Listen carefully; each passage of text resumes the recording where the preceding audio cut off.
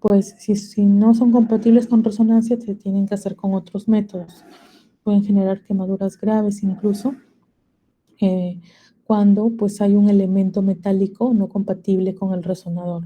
Sin embargo, también hay que tener en cuenta que actualmente pues hay muchos elementos o muchos elementos metálicos que se pueden utilizar que sí son compatibles, ¿no?, con el resonador, como son los de titanio, ¿no? Entonces, se puede utilizar, aún así pueden en algunas ocasiones generar algún tipo de, de artefacto que puede limitar un poco la imagen, eso sí. También otra desventaja es que los pacientes que tienen claustrofobia, pues a veces es una contraindicación relativa realmente, porque se puede utilizar la sedación, ¿no? Pero igual la sedación es riesgosa de todas maneras, ¿no? Porque se somete a que el paciente, pues, en algún momento, pues, podría dejar de respirar, no puede haber algún tipo de inconvenientes y pues también tiene sus riesgos, ¿no?, cuando se realiza sedación. ¿Y por qué se debe esta claustrofobia? Ya saben, ¿no?, que el resonador, pues, es un ambiente que aparentemente es cerrado, ¿no? Aunque ahora ya hay resonadores que son un poco más, que permiten un poco más de visualizar el ambiente, ¿no? Pero aún así son espacios cerrados y uno tiene que estar mucho tiempo ahí, a veces media hora, a veces 40 minutos, a veces más tiempo. Y hay a veces sonidos un poco perturbadores, ¿no?, que genera el resonador. Entonces, en las personas que tienen claustrofobia no lo toleran, ¿no? No lo toleran. Ahora, la fluoroscopía, como habíamos dicho, son imágenes como de radiografías, pero en tiempo real, en movimiento, ¿no? Pero acá la desventaja es que hay mucha exposición a radiación, ¿no? Se utiliza mayormente para realizar procedimientos, ¿no?, en los cuales se necesita ver las guías, las agujas donde están ingresando y pues inyectar de repente a veces sustancias de medicamentos o de repente realizar biopsias o de repente hacer aspiraciones, ¿no?, o inyecciones intraarticulares de contraste, ¿no? Pero son estudios mucho más selectos, ¿no? No son tan indicados a diestra y siniestra, pero también pueden utilizarse. Por ejemplo, acá, pues esta es la articulación del hombro y se ve que hay un material radiolúcido. Bueno, en realidad, pues la fluoroscopía invierte los tonos, ¿no?, los colores, las densidades. Generalmente el contraste ya saben que es radio opaco, pero en fluoroscopía se ve oscuro, ¿no?, porque se invierte para que se pueda ver mejor, ¿no?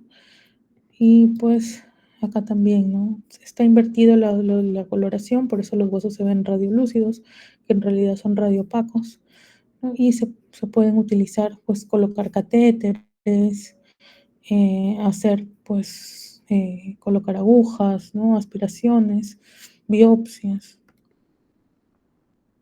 La densitometría también es otro método imagenológico, bueno, radiológico, que permite la medición de la densidad mineral ósea, es decir, pues descartar básicamente lo que es osteoporosis, osteopenia, que en el cual la densidad ósea está disminuida, pero no ha llegado a osteoporosis, pero hay riesgo, ¿no?, de todas maneras. Entonces, permite evaluar la integridad ósea y la probabilidad de fracturas, ¿no? A menor densidad ósea, pues hay mayor riesgo de fracturas. Es fácil y rápido de realizar, la dosis de radiación es baja, pero hay algunas patologías propias del hueso, ¿no?, que pueden tener algunas personas que pueden limitar el diagnóstico. Por ejemplo, la presencia de artritis, de repente alguna tumoración o alguna enfermedad de fondo ósea hace pues que el resultado no sea confiable, ¿no? Pero en el resto de personas sí se puede realizar. Entonces, las pacientes mujeres posmenopáusicas o de repente en varones mayores, ¿no?, se puede realizar su estudio de densitometría para evaluar el riesgo de fractura. Entonces, ¿qué nos indica? Nos indica si es normal, si hay osteopenia o si hay osteoporosis, ¿no? Que ya en la osteoporosis ya hay un riesgo mucho mayor de fracturas. ¿Dónde se realiza la medición de la densidad ósea? En la columna lumbar y en la cadera, ¿no? Que son las zonas justamente de mayor riesgo de fracturas.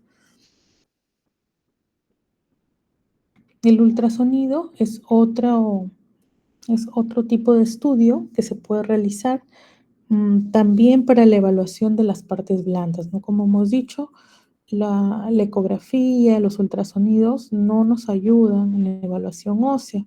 ¿Por qué? Porque los huesos y el calcio pues no permiten el paso de los ultrasonidos y por lo tanto pues no genera imagen.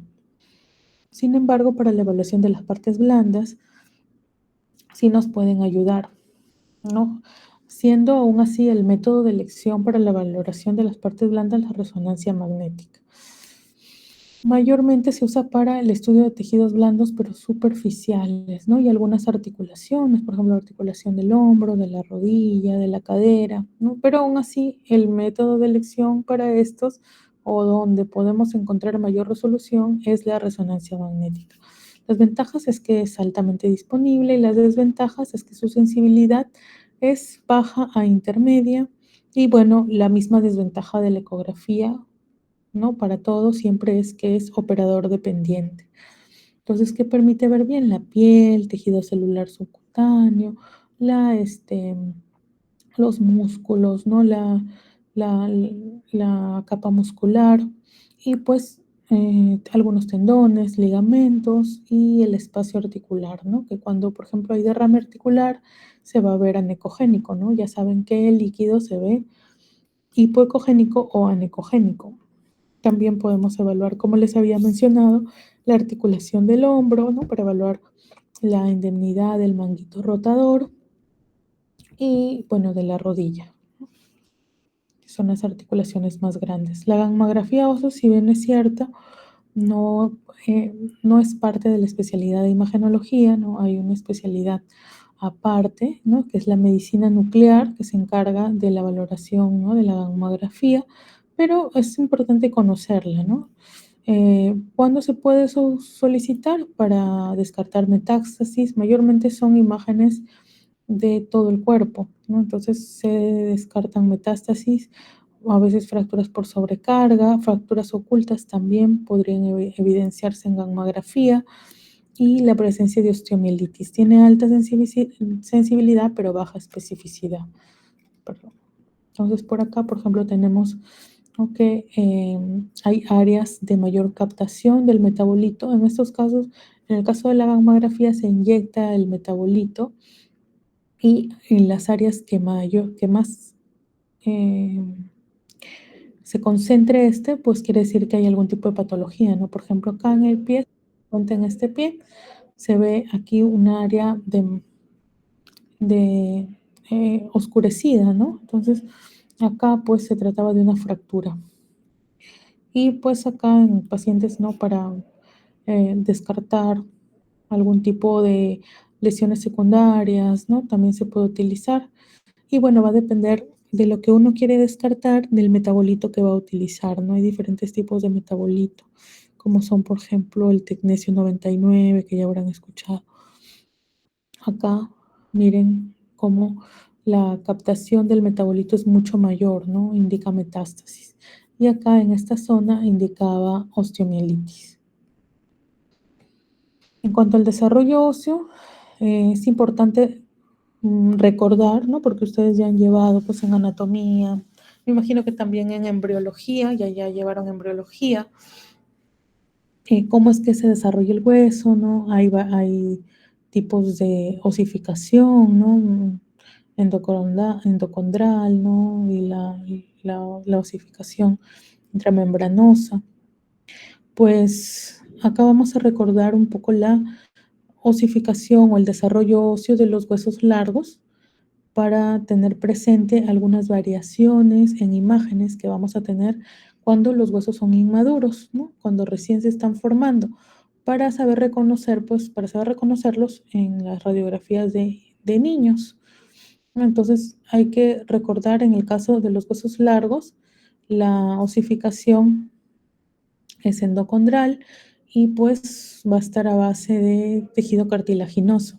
Entonces, cuando, cuando uno o el paciente es un bebé o es un niño pequeño, pues sus huesos pues todavía van a tener moldes de cartílago. Ya saben que el cartílago es radiolúcido y no se va a observar en la radiografía. Entonces vamos a ver ciertas zonas que ya están osificadas y a esto se le va a llamar núcleos de osificación. Conforme ya va creciendo, es que ya todas estas zonas se van a ir osificando y pues puede quedar lo que es el cartílago de crecimiento, justamente para incrementar en longitud las estructuras, y ya cuando ya se llega a la maduración total, pues estos cartílagos se van a cerrar, ¿no?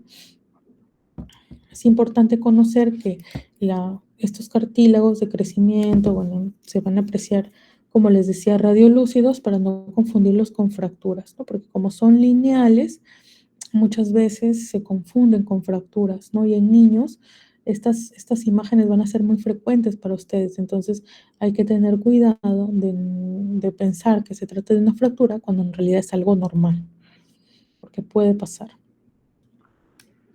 Entonces, por ejemplo, acá tenemos en un niño, ¿no? Cómo todavía está la presencia de la línea radiolúcida que indica la fisis, ¿no? La placa de crecimiento, acá tanto en la tibia distal, en el malleolo interno, en el malleolo externo, y luego ya conforme va creciendo, estas zonas se van cerrando, ¿no? Igualmente acá en la rodilla se ve todavía la presencia del cartílago de crecimiento, la placa de crecimiento, y ya después de adulto, ya esto se osifica, se cierra. Entonces hay que tener presente, como les había comentado, que mientras más pequeño sea el paciente, pues más probabilidades de encontrar varios núcleos de osificación, o sea, partes osificadas y zonas sin osificar en los huesos, ¿no? Para no pensar de que se tratan o de fracturas o de fragmentos óseos por fracturas, ¿no? Entonces, por ejemplo, acá miren, a los 5 meses, este es el húmero. La cabeza humeral apenas recién se está osificando, ¿no? Por acá ya a los 18 meses ya hay dos núcleos de osificación en la cabeza humeral. Ya a los 5 años ya se ve un solo núcleo grande, ¿no? De la cabeza humeral todavía separada por la fisis. Ya a los 14 años tenemos todavía la presencia de la fisis, ¿no? Como una línea radiolúcida, pero ya está pequeña, ya se está cerrando. Y en el adulto ya pues lo vamos a encontrar como el hueso desarrollado prácticamente, ¿no? Sin ningún tipo de espacios o de separaciones. Entonces acá, miren, en el caso de una rodilla, a los 6 meses, ni siquiera se ve la rótula, no porque no esté, sino porque todavía es un molde cartilaginoso, ¿no? Ahí está, la rótula está ahí, solamente que no la vemos porque en una radiografía pues es radiolúcida y no se va a apreciar, pues, ¿no?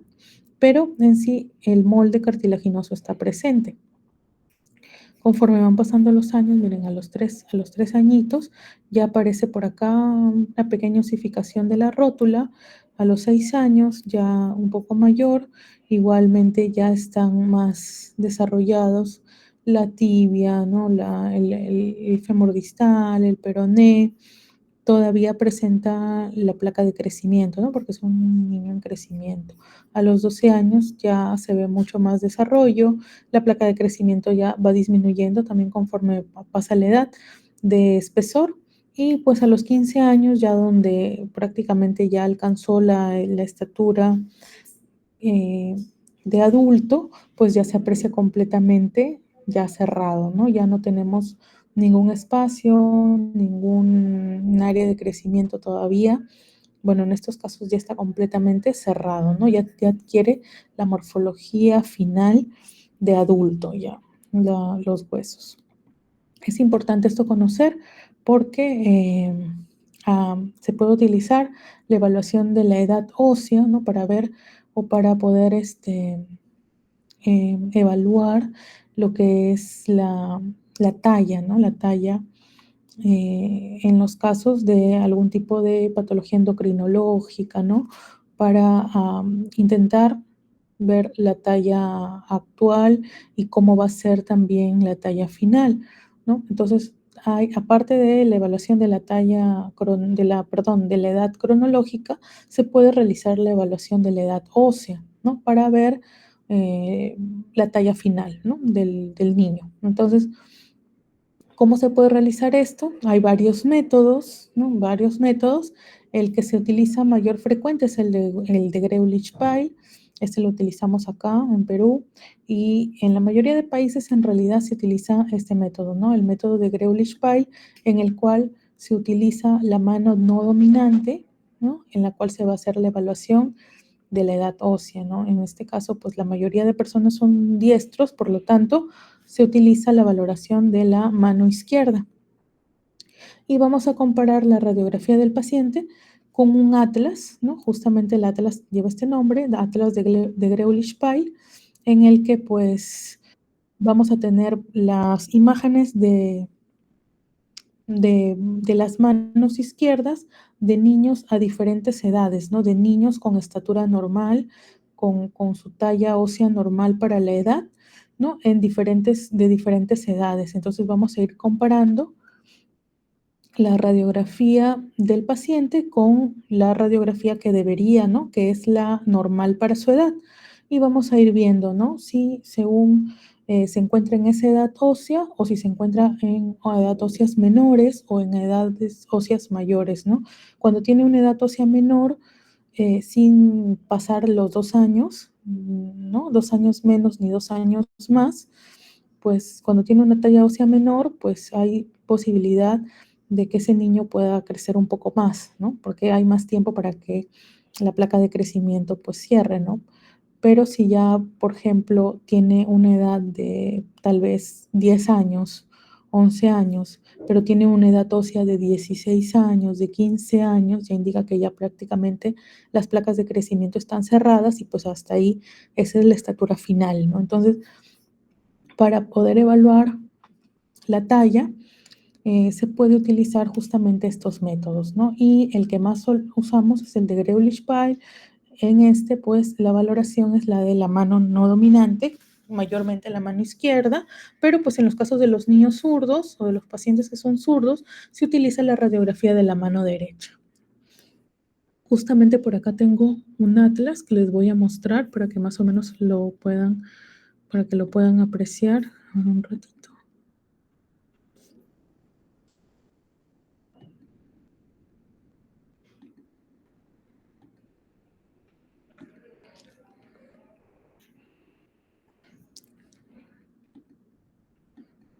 Por ahí, por ejemplo, ahí está el atlas de Greulich-Pyle para que ustedes puedan más o menos darse cuenta. Y este es el atlas con el que comparamos, ¿no? Por ejemplo, acá estamos viendo radiografías óseas normales de niñas, ¿no? De esas edades, ¿no? Y acá en el mismo atlas también vamos a encontrar de niños, ¿no? A diferentes edades, desde meses hasta pues ya los 16, 17, 18 años, ¿no? En el caso de los varones, que es justamente donde ya las placas de crecimiento están cerradas. Entonces, miren, por ejemplo, acá, manitos, ¿no? De 3 meses, ¿cómo debería ser? Pues aquí están los metacarpos, las falanges, pero miren, en el carpo ya sabemos que hay varios núcleos de osificación, normalmente 8, pues acá solamente están apareciendo 2, ¿no? Entonces así vamos comparando. Si es que la radiografía del paciente tiene estos 2 núcleos de osificación, pues indica que sí está acorde a su edad. Si tiene menos o si tiene más, ya indica que pues tiene una edad ósea mayor, ¿no? Por ejemplo, acá a los 6 meses ya se ven los núcleos de osificación 2 también, pero más grandecitos. Por acá a los 9 meses. Y bueno, el atlas va a variar de hombre y de mujer, porque el desarrollo óseo también varía entre hombres y mujeres. Las edades en que van apareciendo estos núcleos de osificación van variando. Aquí hay otro, ya apareció un nuevo núcleo de osificación, después va apareciendo el siguiente, ¿no? Va apareciendo otro por acá del sesamoideo del primer dedo, conforme va pasando la edad, ¿no? Entonces, para mujeres y para varones el desarrollo es diferente, por eso es que hay, la tabla se divide en radiografías de hombres y radiografías de mujeres, y pues se va comparando. A ver, por acá.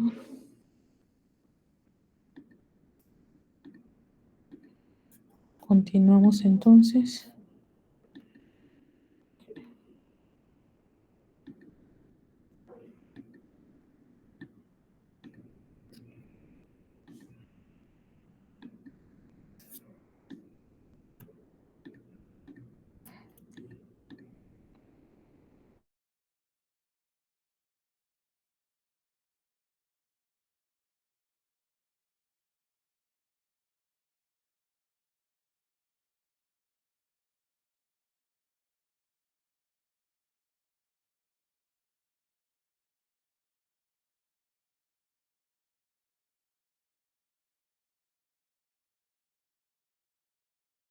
Perdón, chicos, me salí. Ahora por acá.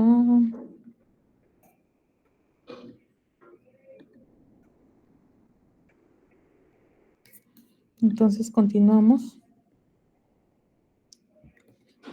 Ya saben la anatomía de un hueso largo, está formada por dos epífisis, una diáfisis, y entre las epífisis y diáfisis están las metáfisis, que justamente fueron las placas de crecimiento en algún momento. Y a su vez, pues la parte externa del hueso es la cortical, la parte más interna es la medular, hay un endostio, hay un periostio. Eso también es importante recordar, ¿no? Porque ya ustedes han realizado ya esta revisión en sus cursos de anatomía. Ahora sí, terminamos lo que me tocaba a mí eh, hablar de las generalidades. Ahora sus compañeros van a exponer el tema de fracturas, ¿verdad? Les toca exponer el tema de fracturas.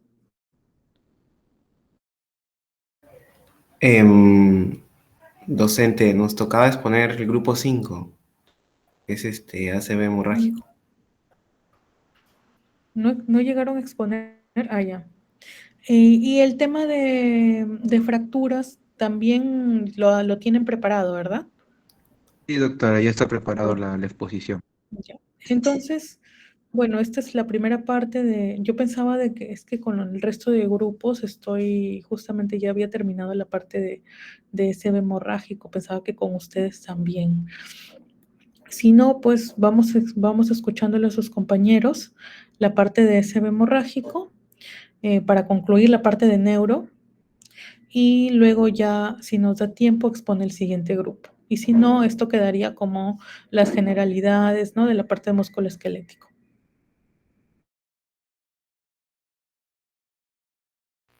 Ya. Buenas tardes, doctora. Buenas tardes, compañeros. En esta oportunidad, el grupo 5 va a exponer accidente cerebrovascular hemorrágico. Siguiente diapo. Los integrantes, siguiente. Ya. El ACV hemorrágico se define como una condición neurológica aguda que va a ocurrir cuando un vaso sanguíneo en el cerebro se rompe. Esto va a provocar una hemorragia intracraneal que va a dañar el tejido cerebral circundante. Este ACV va a representar entre el 10 y el 15% de todos los accidentes cerebrovasculares y se asocia a una mayor tasa de mortalidad y discapacidad a comparación del ACV isquémico.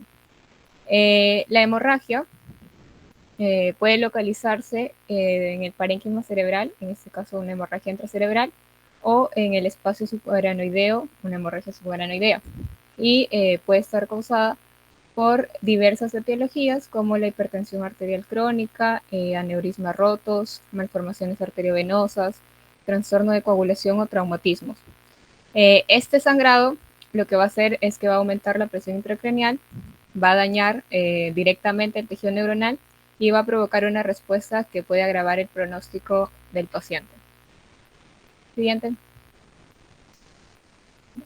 Dentro de los tipos de ACV hemorrágico encontramos la hemorragia cerebral o intracerebral, que va a estar causada por un aneurisma cerebral, que va a ser una dilatación anormal de una zona débil de un vaso sanguíneo dentro del cerebro. Cuando este aneurisma se va a romper, se va a producir un derrame de sangre en el parénquima cerebral. La gravedad de esta hemorragia va a depender de la cantidad de sangre que se derrama y en la zona en la que ésta se produce. En muchos casos, las personas que sufren una hemorragia cerebral mueren debido al aumento de la presión en el cerebro, pero las que sobreviven suelen recuperarse mejor y padecer menos discapacidades que las personas que sufren un ACV isquémico, ¿no? Ya que el ACV isquémico es mucho más devastador porque una parte del cerebro se muere cuando se obstruye un vaso sanguíneo. Y el cerebro no va a producir células nuevas para reemplazar a las células muertas.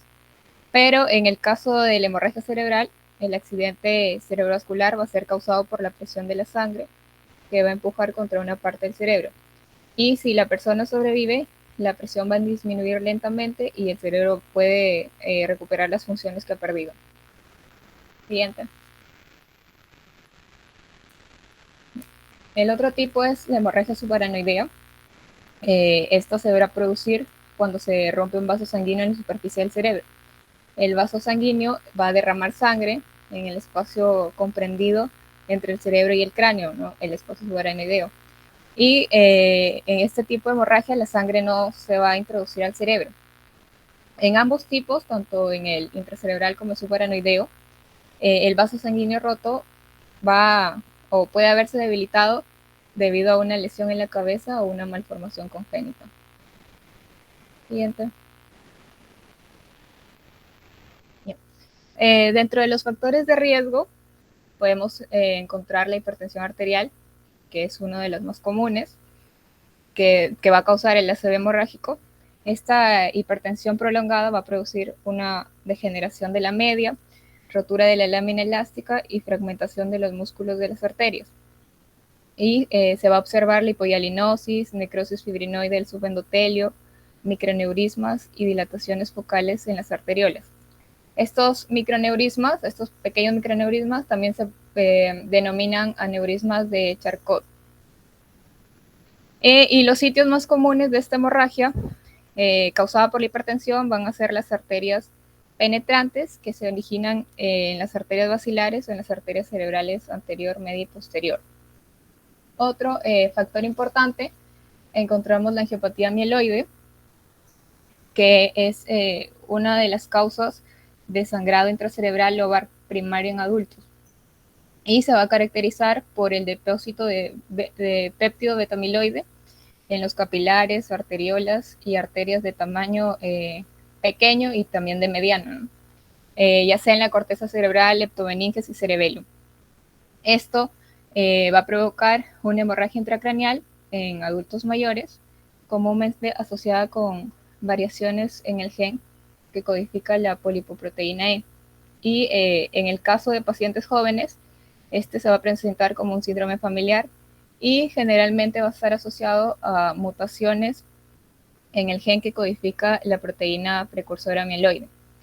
Entre otros factores, encontramos el tabaquismo y el alcohol crónico, la enfermedad hepática crónica debido a la coagulopatía y a la trombocitopenia, la disminución de colesterol, de lipoproteínas de baja densidad y de los triglicéridos, la terapia antiplaquetaria dual, que tiene un mayor riesgo que la monoterapia, los simpaticomiméticos como la cocaína, la heroína, la anfetamina, las microhemorragias cerebrales asociadas con la hipertensión, la diabetes mellitus y el tabaquismo, la edad avanzada y el sexo masculino, ya que la incidencia de hemorragia intracerebral aumenta después de los 55 años, los tumores con mayor propensión a sangrar como el glioblastoma, el linfoma, la metástasis, el meningioma, el adenoma hipoficiario. Y la rotura de un aneurisma va a estar dada por la malformación arteriovenosa, puede ser por la vasculitis, la extensión de la arteria cerebral, la trombosis del seno dural y la apoplejía hipoficiaria.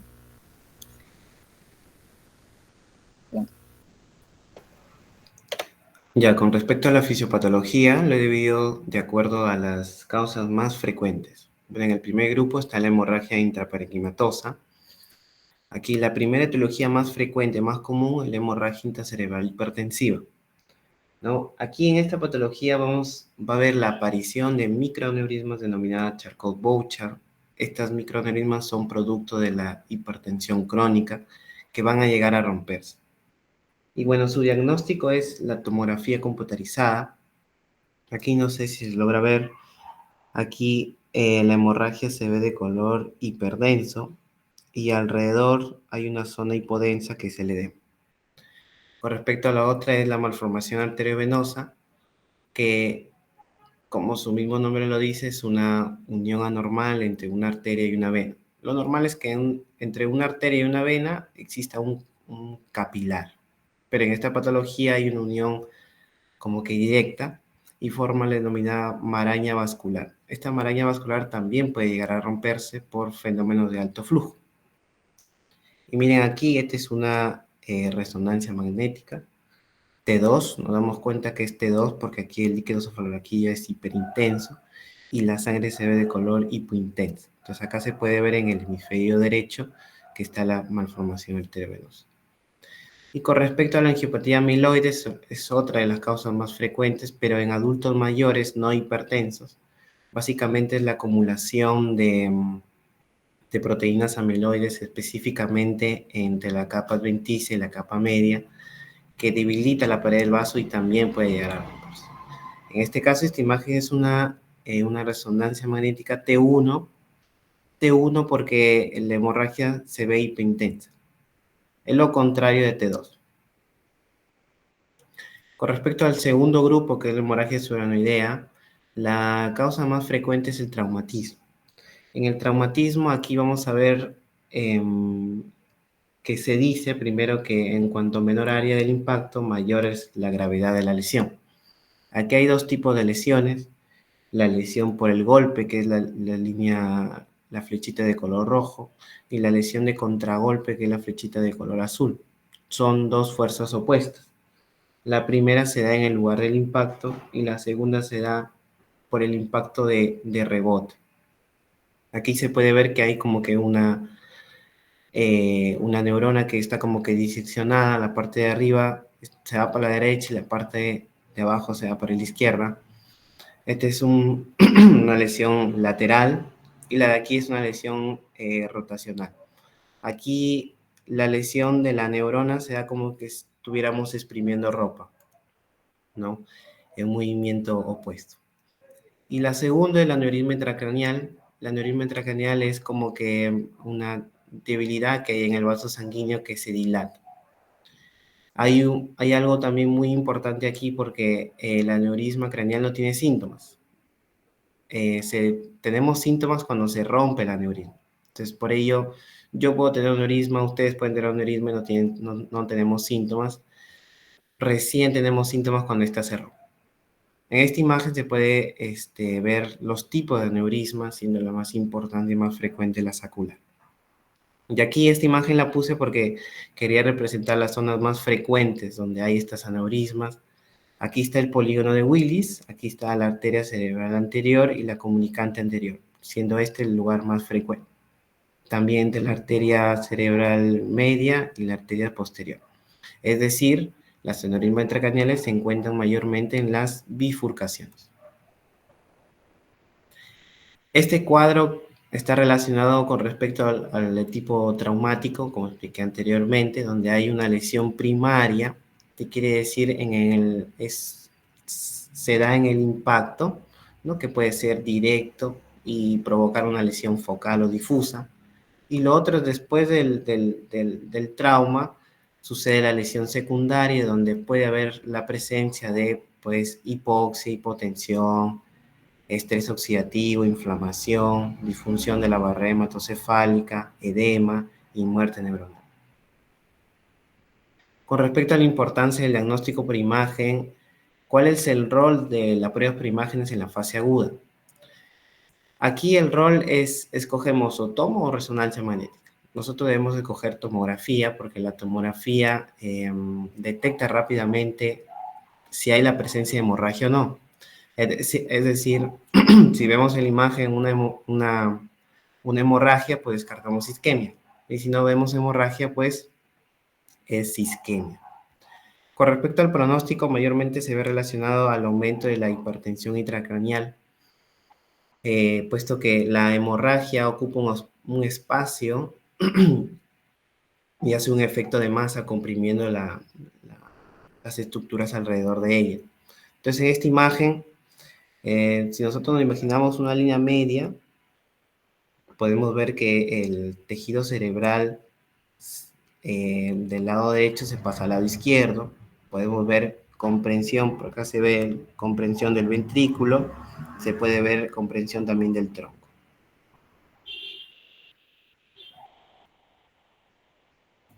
Bien, siguiendo con la exposición, vamos a ver las modalidades de imagen utilizadas. Van a existir varias modalidades de imagen para el estudio del ACV hemorrágico, pero sin embargo la elección de esta modalidad va a depender de la condición del paciente, ¿no? De los recursos y sistemas de atención establecidos dentro del centro de salud. También tenemos lo que es la tomografía computarizada, resonancia magnética, la angiografía por tomografía computarizada y también por resonancia magnética. Y la angiografía cerebral digital por cateterismo. Siguiente.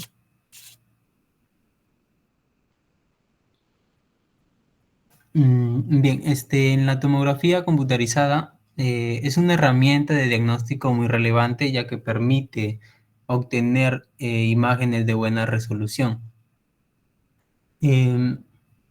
Esta tomografía computarizada, más que todo, suele ser la imagen, la primera imagen obtenida de la mayoría de los pacientes con ACV agudo.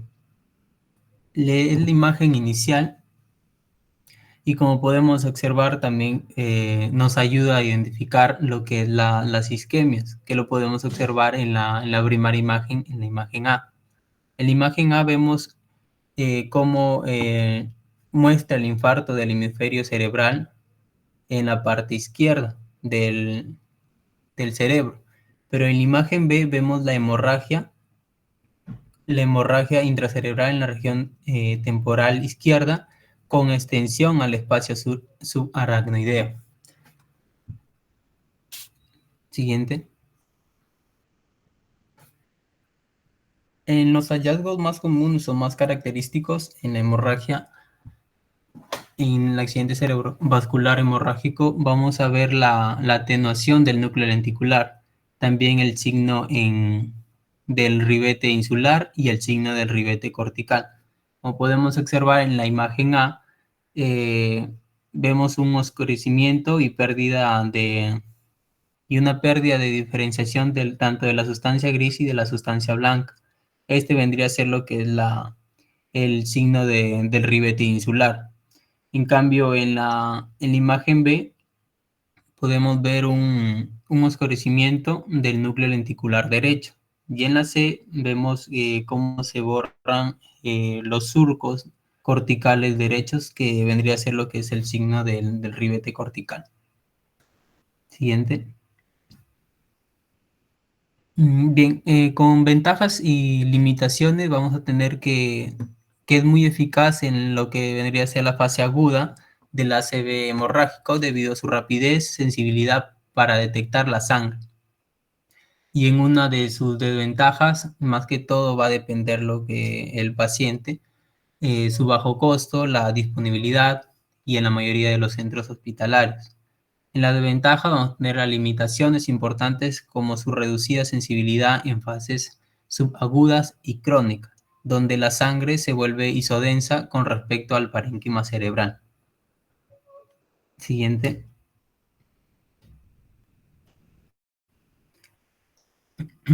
Bien, en la resonancia magnética vamos a tener lo que es las imágenes por difusión, pero estas más que todo van a permitir detectar la isquemia cerebral en cuestión de minutos tras el inicio del ACV. Aquí nos vamos a centrar en lo que es las imágenes ponderadas por susceptibilidad. que va a mejorar aún más la sensibilidad para estas lesiones. Siguiente. Aquí podemos apreciar cómo la apariencia de la hemorragia va a depender de la degradación de la hemoglobina. Este aspecto va a variar acorde al tiempo transcurrido debido a los cambios que ocurren en el hierro. Podemos observar que en la sangre patológica de las hemorragias van a seguir un proceso de degradación de la hemoglobina, ¿no? Donde primero la hemoglobina va a perder su molécula de oxígeno y se va a formar en desoxihemoglobina. Luego esta desoxihemoglobina va a perder su grupo ferroso y va a cambiar a un grupo férrico que se transforma en metahemoglobina intracelular y luego extracelular.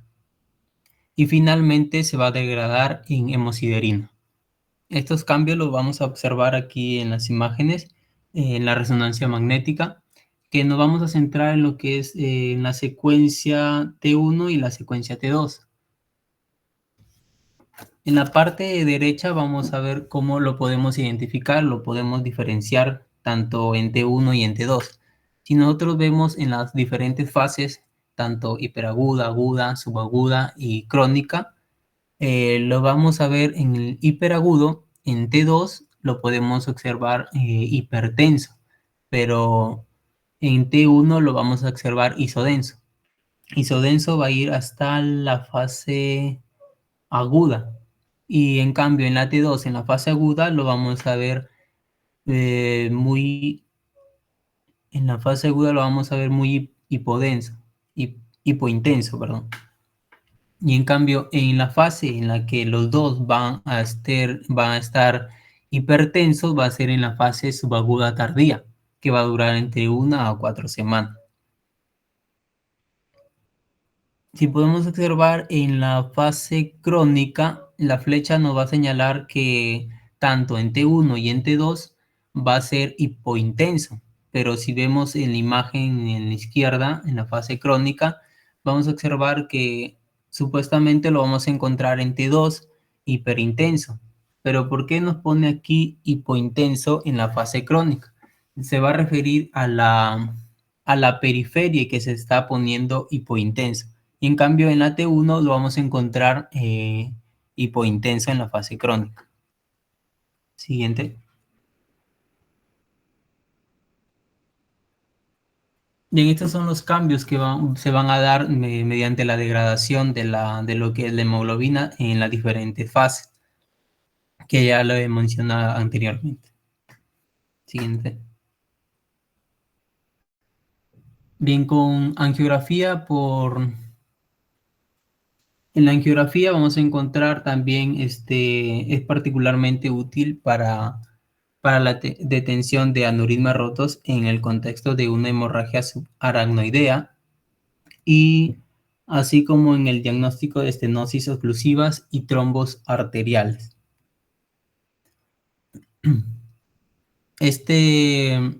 La angiografía es una imagen de los vasos sanguíneos después de la administración de un bolo intravenoso con una ayuda de contraste yodado para observar tanto estas hemorragias subaracnoideas. Ahora, angiografía por resonancia magnética también nos ayuda a determinar la ubicación y extensión de las lesiones vasculares de la cabeza y cuello, con oclusión aguda, enfermedad aterosclerósica. Siguiente. Bien, finalmente vamos a tener lo que es la angiografía cerebral digital, que nos va a ayudar a detectar también lo que son los aneurismas. La angiografía con catéter consiste en el uso de valga la redundancia, de un catéter con una asistencia con imágenes de rayos X y también inyección de un medio de contraste para visualizar los vasos sanguíneos en zonas específicas del cuerpo, con el fin de detectar anomalías como las aneurismas y enfermedades vasculares como la aterosclerosis. Como podemos observar en la parte derecha en la imagen, podemos observar que la flecha señala un aneurisma. Siguiente. Continuando con la exposición, ahora vamos a hablar sobre los hallazgos imagenológicos según la evolución temporal. Bueno, en primer lugar, cuando un paciente llega con algún accidente cerebrovascular, ¿no? Por lo general, estos suelen ser isquémicos, pero en un 15%, en un menor porcentaje, van a ser hemorrágicos. Esto es importante porque especialmente estos hemorrágicos van a tener mayor morbimortalidad, que se pueden presentar de dos formas, ¿no? Los intraaxiales en el parénquima cerebral y los extraaxiales en el espacio supraracnoideo. Cuando llega un paciente con un ACV, lo primero que se realiza va a ser una tomografía computarizada sin contraste para confirmar o descartar un ACV hemorrágico, ¿no? Porque esa tomografía lo que hace es identificar la presencia de sangre que se da por un estado de hiperdensidad y suele observarse brillante. Entonces, de esa manera yo confirmo o descarto un ACV hemorrágico. Bueno, entonces, este estado de hiperdensidad lo voy a determinar a través de las unidades de Hounsfield. Estas unidades de Hounsfield va a ser una escala numérica que va a medir la densidad de los tejidos en una tomografía computarizada. Quiere decir la capacidad que van a tener los tejidos para poder atenuar a los rayos X. Y de acuerdo a esto vamos a tener tres estados, ¿no? Hiperdenso, donde va a ser más brillante y donde suelen superar las 30 unidades de Hounsfield. Isodenso, que suelen ser más grises y similar al tejido cerebral. Y el hipodenso, que suele ser más oscuro, ¿no? Menor a 30 unidades Hounsfield y, por ejemplo, se puede encontrar en infarto, en quiste, en edema o en absceso. Acá podemos destacar, por ejemplo, que la sustancia blanca suele tener 30 unidades Hounsfield y la sustancia gris 40 unidades Hounsfield. Ahora, existen tres estados, ¿no? En este caso, el estadio hiperagudo, que suele ser menor a 6 horas, agudo de 1 a 7 días, subagudo de 1 a 6 días y crónica mayor a 6 semanas. Cuando llega un paciente con ACV, lo primero que podemos notar, por ejemplo, en minutos va a ser un estado de hiperdensidad ya, llegando incluso a los 3 días, que aquí es donde encuentra el pico máximo, que llega hasta 100 unidades Hounsfield, y vamos a poder localizar o observar, perdón, un estado hiperdenso más notable. En la siguiente diapositiva, por favor. Vamos a ver, por ejemplo, cómo en el día 1 podemos observar un coágulo denso por deshidratación. Tanto con el día 7 va a tener una apariencia de encogerse, ¿no? Del exterior al interior. Y para el día 15 y el día 30 la lesión subaguda ya va a ser menos brillante porque a medida que transcurre el tiempo de este ACV hemorrágico, la densidad va disminuyendo. Además, se va a desarrollar un edema vasogénico y el sistema ventricular se va a obliterar. Y lo podemos observar, por ejemplo, en el día 15 y en el día 30. En la siguiente diapositiva vamos a hablar ya sobre los ACV hemorrágicos en estadios crónicos que pues, bueno, suelen ser mayor a 6 semanas. Y en este caso, por lo general, con mayor frecuencia tenemos a las hemorragias que pueden regenerarse en regiones de encefalomalacia. Quiere decir de que ese tejido cerebral va a ser reemplazado por líquido cefalorraquídeo. Y por otro lado tenemos a hemorragias muy pequeñas, en un 25%, hay hemorragias que van a ser tan pequeñas que se van a reabsorber totalmente, tanto que no van a haber rastros de ella. Y en un 25% ya vamos a ver hemorragias en ganglios basales, como lo vemos en la segunda imagen, donde su reabsorción va a tomar forma de lesión en herradura. Y en un menor grado, en un 10%, ya vamos a ver calcificación. La siguiente diapositiva.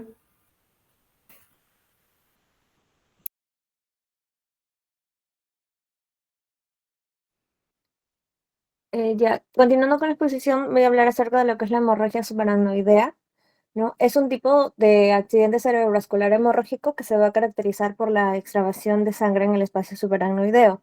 Esto quiere decir en el espacio donde va a estar comprendido entre la dura madre, donde se ve la imagen, y la pía madre, donde va a circular el líquido cefalorraquídeo.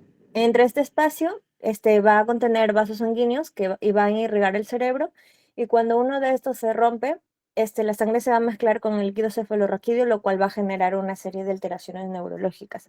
¿No? Estas se van a clasificar en dos grandes tipos según su etiología, la cual es hemorragia subaracnoidea traumática, que es la más frecuente, generalmente secundaria a traumatismos craneoencefálicos, o hemorragias subaracnoideas espontáneas o no traumáticas, que comúnmente está causada por la ruptura de aneurismas saculares, ¿no? Aneurismas de Berry, aunque también pueden deberse a malformaciones arteriovenosas, angiopatías, coagulopatías o causas idiopáticas. Siguiente. En cuanto a sus causas, en cuanto a la hemorragia subaracnoidea traumática, ¿no? Como ya vimos que es la causa más frecuente, especialmente en personas jóvenes, y ocurre como resultado de lesiones craneoencefálicas cerradas o abiertas. Eso se va a dar por mecanismos como golpes directos en la cabeza, ya sean accidentes automovilísticos, caídas, agresiones, lesiones penetrantes, como heridas por arma blanca o de fuego, fracturas de la base del cráneo, rupturas de vasos corticales o de venas puente. Esas características van a suelen ser acompañantes de otras lesiones intracraneales, como contusiones, hematomas subdurales o epidurales, que generalmente el sangrado es limitado, lo cual se va a asociar a un daño parenquimatoso. En cuanto a las hemorragias subaracnoideas no traumáticas, son espontáneas. Sus causas principales van a ser por aneurismas cerebrales rotos de un 70 a 85%, la cual se trata de dilataciones anormales en las paredes de arterias cerebrales, usualmente en lo que comprende el polígono de Wills. Se denomina aneurismas saculares o de Berry y la ruptura suele ocurrir entre los 40 a los 60 años. Los factores de riesgo presentan hipertensión arterial, el tabaquismo, historia familiar de aneurismas o poliquistosis renal autosómica dominante y el síndrome de Ehlers-Danlos tipo 4. En cuanto a las malformaciones arteriovenosas, también son unas causas principales, las cuales son conexiones anómalas entre arterias y venas y sin un lecho capilar intermedio. Menos frecuente que los aneurismas, pero también son importantes, especialmente en las personas jóvenes, y el sangrado puede ser recurrente. Siguiente. En cuanto a las angiopatías amiloide cerebral, por depósito de beta amiloide en las paredes de los vasos cerebrales, esto los va a volver más frágiles y es más común en adultos mayores y va a estar asociado a microhemorragias y también a hemorragia subaracnoidea lobar.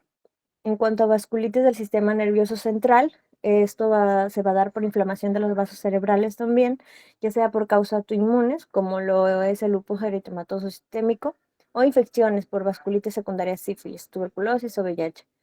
Puede debilitar la pared vascular, lo cual va a predisponer el sangrado. Otra de las causas es el trastorno de coagulación, lo cual va a incluir por trastornos congénitos como adquiridos, lo cual es la hemofilia, la enfermedad hepática, uso de anticoagulantes, ¿no? Como es la warfarina y la heparina, trombocitopenia severa. También una de las causas, aunque menos comunes, van a ser las drogas vasoactivas, también tumores vasculares hemorrágicos, los tumores del sistema nervioso central y las hemorragias perimesencefálicas idiopáticas, la cual es una forma benigna de hemorragias espontáneas que se localiza alrededor del mesencéfalo. No se asocia con aneurismas ni otras malformaciones visibles.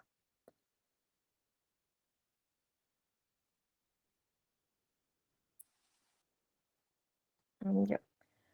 En cuanto a sus signos y síntomas,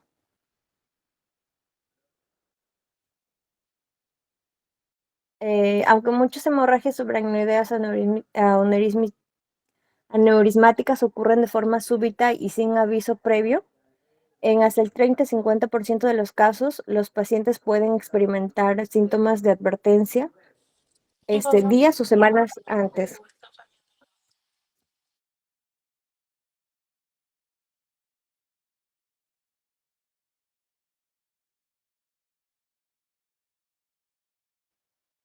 Los síntomas prodrómicos típicos son la cefalea continental, dolor ocular o periorbitario, alteraciones visuales, también la rigidez de nuca leve, lo cual va a acompañar a la cefalea sentinental, náuseas, vómitos leves o malestar general y mareos o sensación de inestabilidad.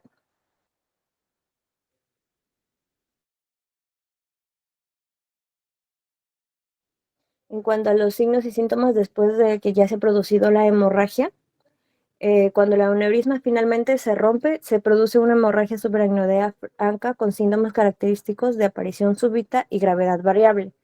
Esto va a depender de la cantidad de sangre, dónde está localizada y la presión intracraniana que va a resultar. Tenemos los síntomas neurológicos agudos, ¿no? Que es la cefalea súbita intensa o la cefalea en trueno, pérdida del estado de conciencia, rigidez de nuca, que este es un signo clásico de meningismo debido a irritación meningia, lo cual también va a ser un diagnóstico diferencial con eso. Va a tener presencias de náuseas y vómitos.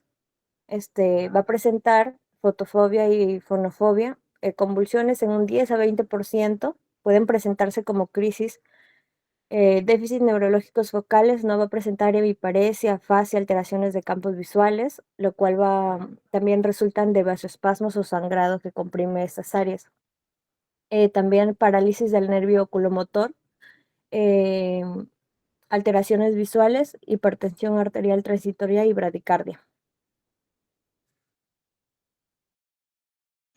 En cuanto al diagnóstico, tenemos que se va a realizar por tomografía computarizada de cráneo, ya que este es el método de elección inicial, porque tiene una sensibilidad al 95% en las primeras 6 horas tras el inicio de los síntomas.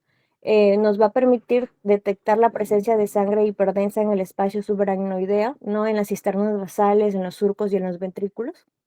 La sangre se va a observar como áreas hiperdensas en regiones características, como las llamen mencionadas, ¿no? Cisternas perimesencefálicas, cisternas interhemisféricas, en la fisura de Silve también. En cuanto a las limitaciones, la sensibilidad va a disminuir con el tiempo, puede caer a menor a 50% después de 7 días y no detecta la causa del sangrado. Por ejemplo, un aneurisma no la va a detectar directamente. Por eso es que tenemos también la punción lumbar, que es una técnica complementaria, no imagenológica, que se va a indicar cuando el ataque es negativa, pero existe la sospecha clínica. Esto va a detectar la xantocromía, que es el color amarillo del líquido cefalorraquídeo por bilirrubina, que es un signo indirecto de sangrado subaracnoideo. También tenemos la angiografía por tomografía computarizada, angiografía por resonancia magnética, angiografía cerebral por cateterismo.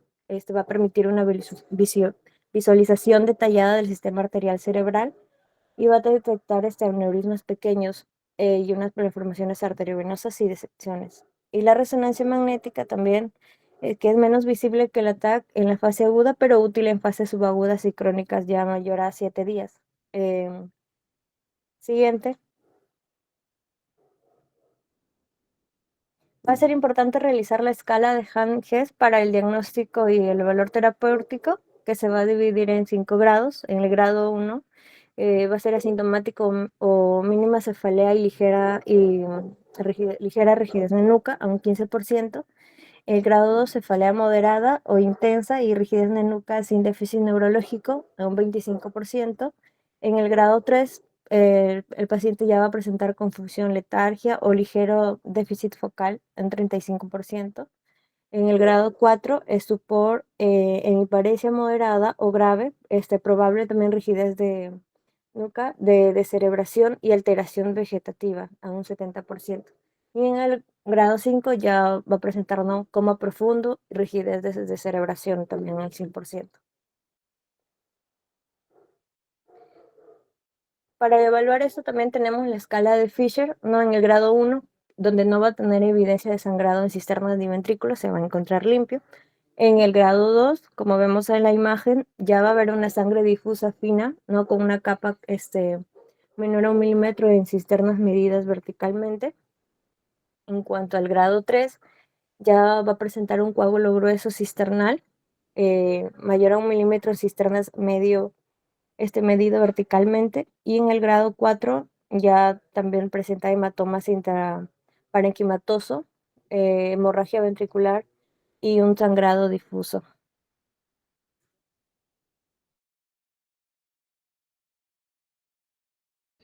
Chicos, buenas tardes nuevamente. Sí, es correcto lo que se ha mencionado en cuanto a las hemorragias, ¿no? Los eventos cerebrales, pero hemorrágicos, ¿no? Hay que tener siempre en cuenta de que en mayor número van a ser los isquémicos, pero hay un porcentaje menor, ¿no? Un 15% aproximadamente, que van a ser hemorrágicos, ¿no? Tener cuidado porque los hemorrágicos son los que ocasionan mayor mortalidad, como lo habían mencionado sus compañeros, y pues el método de elección para iniciar la evaluación de un evento cerebral en general, ¿cuál era? Los integrantes del grupo. Tomografía utilizada. Era una tomografía sin contraste. Tomografía sin contraste, ¿no es cierto? No simplemente una tomografía. La tomografía tiene que ser así específicamente sin contraste, ¿no? Ya hemos hablado, ¿no? De que el contraste es hiperdenso y puede enmascarar una hemorragia. Entonces, siempre tiene que ser una tomografía sin contraste. En todo evento cerebral, ¿no? Primero se descarta la hemorragia. ¿Por qué? Porque pues, el tratamiento es diferente y por la mortalidad que puede ocasionar. Ya después, si es que no se ve la hemorragia, puede que sea un evento isquémico, a veces se ve normal y no significa que no haya evento isquémico, sino que puede ir apareciendo con el pasar de las horas. Y a veces en el caso de los isquémicos no siempre se ven pues en las primeras horas, sino que podemos encontrar algunos signos que ya hemos mencionado, ¿no? En cuanto al evento hemorrágico, pues, ¿cuáles son las causas más frecuentes? Hipertensión arterial Bueno, crónica. hipertensión y angiopatía amiloide, y en las secundarias aneurismas, malformaciones. Muy bien, ¿no? La primera causa, la más frecuente es la hipertensión arterial y bueno, la angiopatía amiloide también, ¿no? Es una causa se encuentra dentro de las más frecuentes, ¿no? Y las congénitas, pues tenemos a los aneurismas. También habían hablado de la ubicación, ¿no? De los aneurismas, ¿no? Es importante saber también dónde mayormente se pueden ubicar. También, bueno, cómo se ve una hemorragia en una tomografía simple, para recapitular eso y compararlo, ¿no? Con la isquemia. ¿Cómo se ve una hemorragia? Hiperdensa, la sangre suele ser ¿Cierto? densa. Hiperdensa. En el caso de la hipertensión arterial, ¿cuáles son las ubicaciones más frecuentes de la hemorragia? En los ganglios basales, ¿Ya? ¿Qué más? en el tálamo, en el cerebelo. Ganglios basales son la mayor parte de ellos en el tálamo y en el cerebelo, no justamente en ese orden. Ahora, ¿quiénes son los integrantes del grupo? Levanten la mano. Ahí le dan su manito levantada, porque Lucy ya respondió, faltan el resto. Ya. A ver, por ahí mezclaron algún contenido de evento isquémico y era un poco confuso realmente, ¿no? Porque hablaron incluso de los signos de evento isquémico hiperagudo, ¿no? De la disminución de la densidad de los ganglios basales, ¿no? El signo de la cinta insular, pues no iba con el tema realmente, ¿no? Eso está en el tema de los eventos isquémicos. ¿Y por qué? ¿Por qué se los digo? Porque puede generar confusión, ¿no? En sus compañeros. Y por ejemplo, si yo les hago la pregunta, ¿y dónde encontrarían el signo de la cinta insular? Como ustedes también lo han expuesto, de repente pueden marcar hemorragias, ¿no? Entonces no va parte del tema, ¿no? Entonces por ahí hablaron de algunos métodos de difusión, ¿no? De perfusión que se utilizan en eventos isquémicos. Entonces, había partes, ¿no? de la exposición en las que mencionaban hallazgos de eventos isquémicos. No sé, la persona que lo realizó no se dio cuenta o simplemente copió algún texto de evento cerebral en general y ahí aparece parte de isquémico, parte de hemorrágico, entonces eso sí puede generar confusión, ya para que lo tengan presente. Ahora, me hubiera gustado también que traten un poquito de las hemorragias extraaxiales, ¿no? Pero ya los vamos a ver de aquí en el repaso, que son las colecciones o los hematomas epidurales, subdurales, ¿no? Pero bueno, después, perdón, en cuanto a la hemorragia subaracnoidea, a ver, Robert, ¿cómo se ve la hemorragia subaracnoidea en una tomografía? ¿Y por qué? ¿Y cuáles son las causas?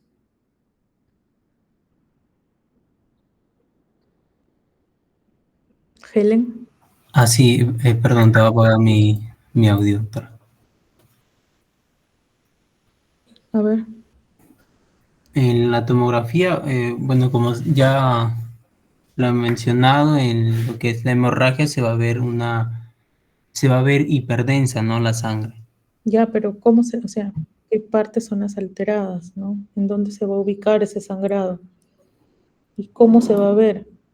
Porque en el caso de de un hematoma, ¿no? Por ejemplo, de una hemorragia hipertensiva, se ve un área hiperdensa en los ganglios basales, ¿no? En el caso de las hemorragias subaracnoideas, ¿cómo se ven?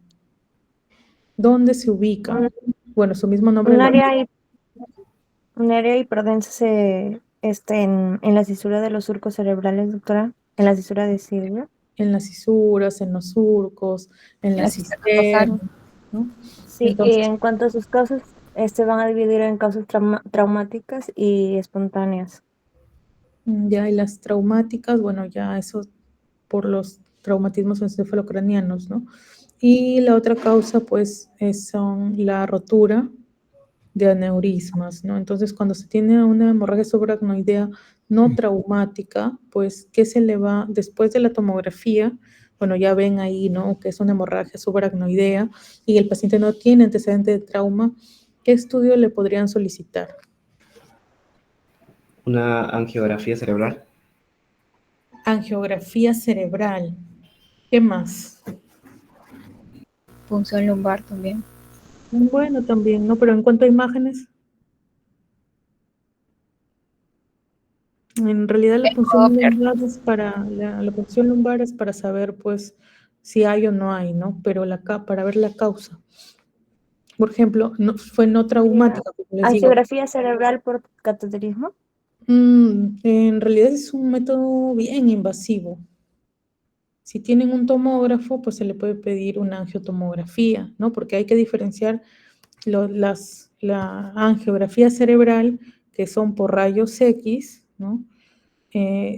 A una angiotomografía, que es por tomografía, y a una angioresonancia magnética, ¿no? En la cual se va a visualizar, pues, los vasos sanguíneos, pero por diferentes métodos, ¿no? Ya sea por rayos X, ya sea por tomografía y por resonancia, ¿no? Lo ideal es hacerlo ya sea por tomografía o por resonancia magnética, son los métodos de elección. Ahí, antiguamente, cuando no se tenía a la mano, pues, las tomografías, la resonancia, pues se hacían las angiografías, ¿no? Pero ahora ya se utilizan las angiografías más como tratamiento, ¿no? Para las embolizaciones.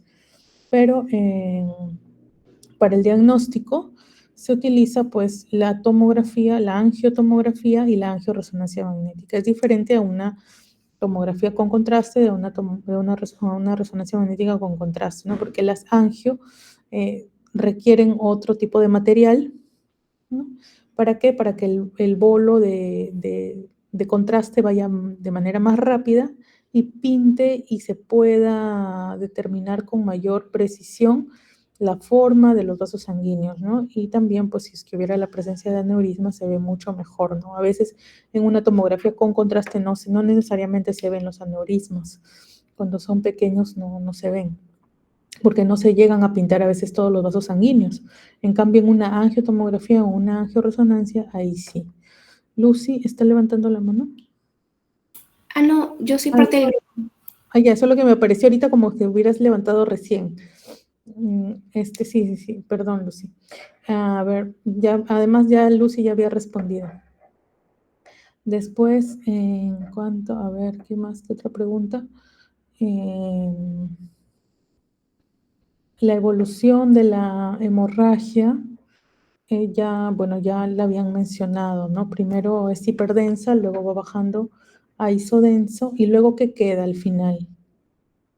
También lo habían mencionado, ¿no? Ya más de 30 días, por ejemplo, de hemorragia. ¿Cómo se ve la imagen? Alondra.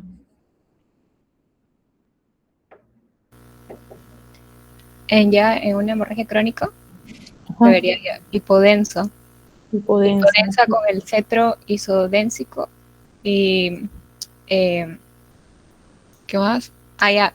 Y se ve pérdida de tejido cerebral y encefalomalasias o... La encefalomalacia en sí es esa área hipodensa que ya se ha transformado ya la hemorragia en líquido nada más, por eso se ve hipodensa, ¿no?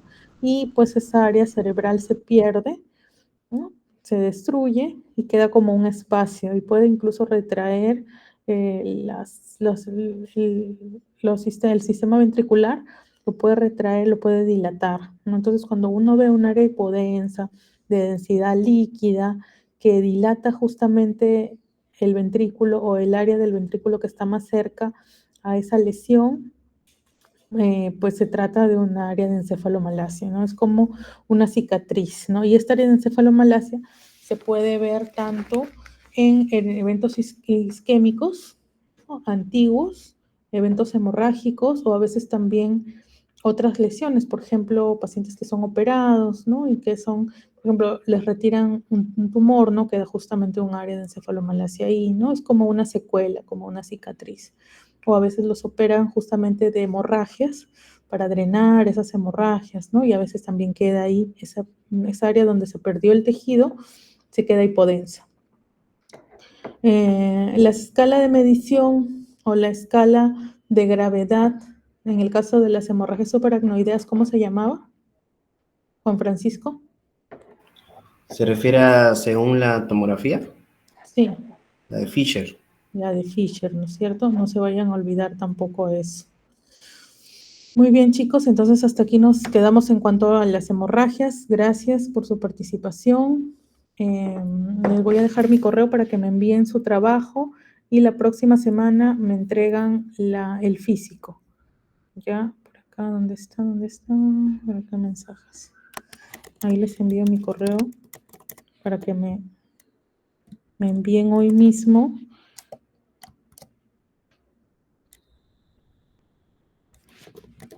el trabajo.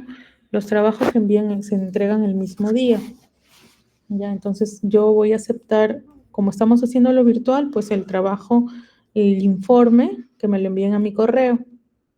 Y ya cuando nos veamos en el aula ya me entregan el informe en físico, ¿no? No porque expongan de manera virtual significa que el trabajo ya no lo entregan, ¿no? Lo entregan después. Ya, Juan Francisco ya puede bajar su mano. Tenía una duda. Entonces, ¿Sí? ¿le envía a su correo las Sí. diapositivas y también el informe? No, el informe. Solo el informe, ya. Sí, el informe nada más. Ahora, chicos, vamos a hacer un pequeño repaso de la parte de neuro, como habíamos quedado. Por acá.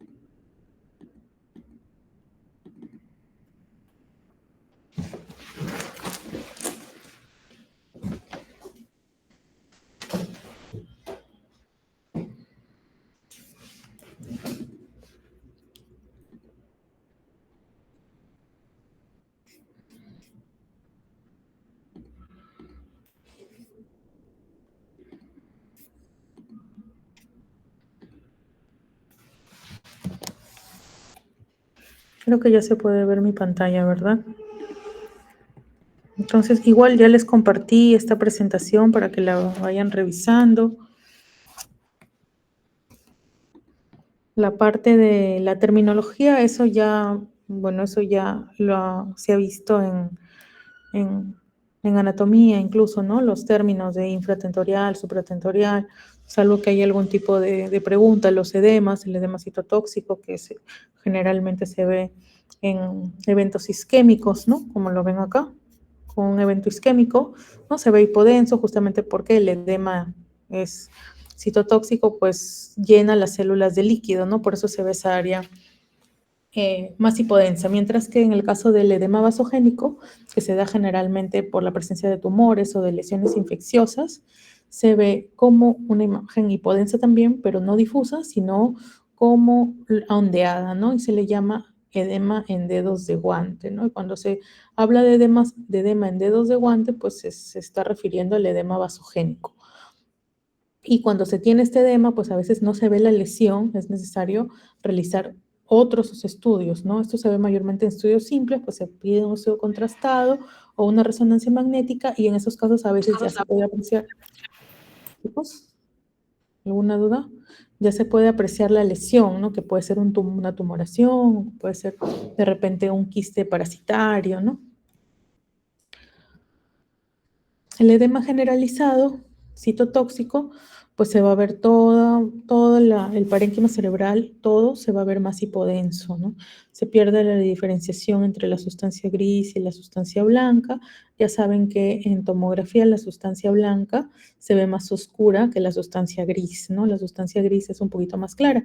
Justamente la sustancia gris está periférica, ¿no? Y la sustancia blanca es más central. Hay una diferencia, ¿no? Pero en el edema generalizado, pues todo se ve completamente hipodenso, se pierde la diferencia entre estos dos. Y a su vez los ventrículos disminuyen de volumen, se pueden colapsar, porque como hay edema de todas las células, pues genera también cierto efecto de masa, ¿no? Igual los surcos y las circunvoluciones que normalmente se ve esas como rayitas hipodensas, ¿no? Que quiere decir que hay hendiduras, ¿no? Por los surcos, pues también se pierde, ¿no? Así se ve el edema generalizado, el borramiento de las fisuras y el borramiento también de las cisternas, ¿no? Porque en la base del cráneo, alrededor de lo que es el puente cerebral, de lo que es el bulbo raquídeo, la protuberancia anular, vamos a tener líquido, ¿no? Que es líquido cefalorraquídeo. Esas son las cisternas y pues se llegan a obturar, desaparecen por el efecto de masa que ocupa el tejido edematizado. La sangre, ya saben cómo se ve hiperdensa en las primeras horas, ¿no? Ya conforme van pasando las horas, ya la densidad va disminuyendo, ¿no? Cuando es subaguda, se puede ver similar al tejido de la sustancia blanca normal y ya cuando es crónico, pues se ve más hipodenso.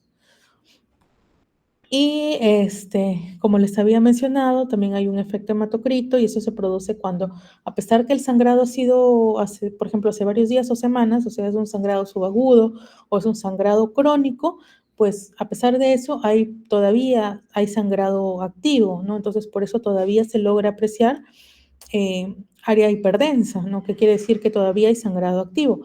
Y el área hipodensa, pues es justamente por el sangrado antiguo, ¿no? Que todavía está presente ahí, que ya cambió, ya esa sangre ya está metabolizada, ¿no? Ya cambia la tonalidad de la densidad, pero se contrasta con la nueva, que es más hiperdenso, ¿no? Entonces, lo más hiperdenso, porque hay glóbulos rojos ahí, que son más pesados, pues tiende a caer, ¿no? Y por eso se forma este nivel, ¿no? Como cuando uno centrifuga sangre y pues el plasma queda hacia arriba y los glóbulos rojos como tal quedan sedimentados, ¿no? A eso se le llama efecto hematocrito.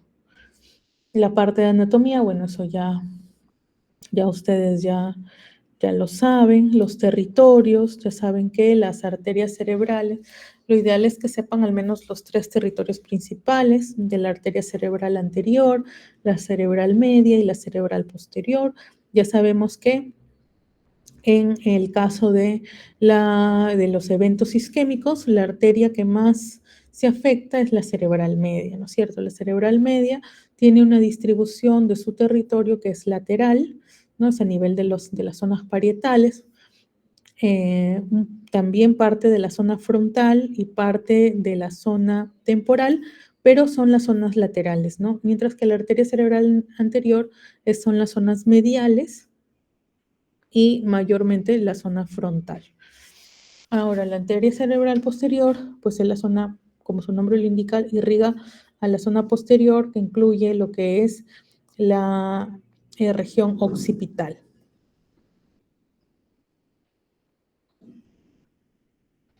En cuanto a cefaleas, pues eso en sí, para diagnosticar una cefalea, no necesitamos un estudio imagenológico, ¿no? Pero cuando sospechamos que la cefalea tenga una causa orgánica, ¿no? Que no es una cefalea, por ejemplo, una cefalea tensional o una cefalea migrañosa, ya en esos casos ya se pide la tomografía, ¿no? Para descartar de repente un aneurisma roto, una tumoración, ¿no? Entonces, básicamente va a depender de la clínica para que nosotros hagamos la solicitud de la tomografía, ¿no? Si la clínica es aguda o si tiene de repente características clínicas justamente del dolor que no, pues que indican que no es algo funcional, que no es tensional, que no es por migraña, ¿no? Entonces, en esos casos ya se solicitan otros estudios, como pueden ser, por ejemplo, tomografías, como puede ser, ¿qué tal? Puede ser de repente una tomografía contrastada si es que uno está sospechando una tumoración o una resonancia magnética.